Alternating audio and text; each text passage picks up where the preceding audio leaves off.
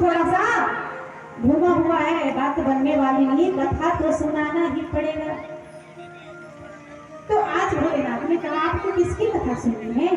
बोले हमें तो श्री राम जी की कथा सुननी है। कौन सी कथा? अरे बोले वही कथा जिनका नाम लेने से सुनने से जन्मों जन्मों की व्यथा मिट जाती है, वो वाली राम कथा सुनना है। जय जय राम कथा, ताली बजा के जय श्री राम कथा, बोलो जय जय राम कथा।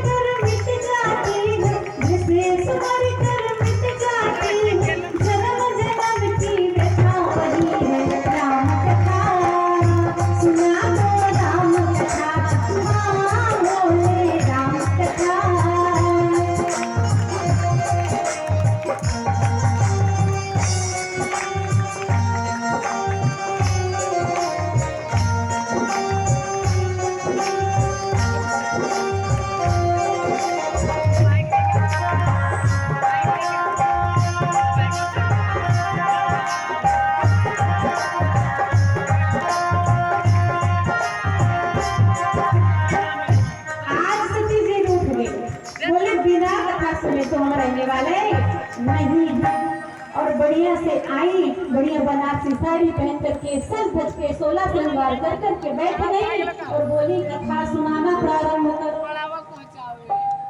भोलेनाथ ने कहा देवी कथा तो मैं कह दूं, लेकिन मेरी मति इतनी बड़ी नहीं है, इतनी बड़ी बुद्धि मेरे पास नहीं है कि मैं राम जी की कथा का गुणगान कर पाऊं।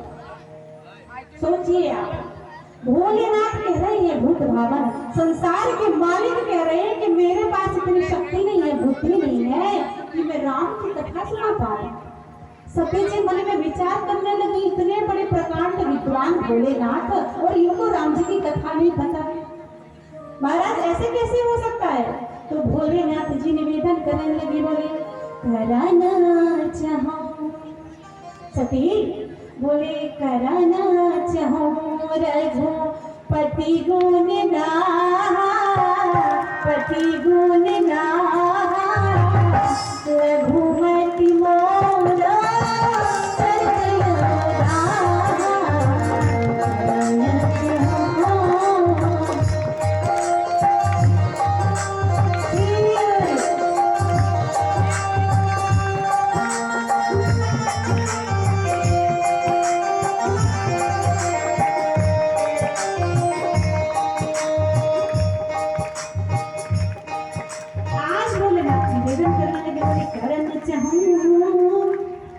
रघुपति गुण गाथा पर अरे बोले लघुमति मोर चरित अलगा।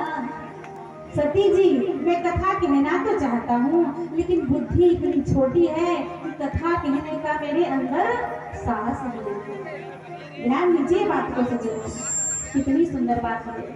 आज के पंडित कैसे होते हैं?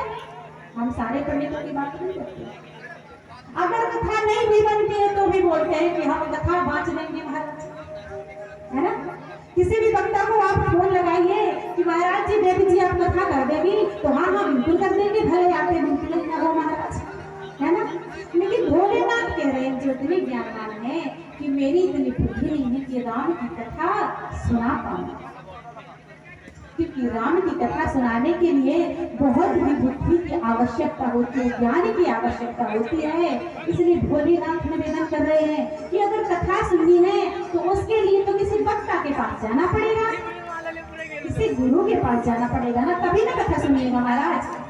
अच्छा तो निवेदन किया, बोले गुरु बिन ज्ञान नहीं, गुरु बिन ध्यान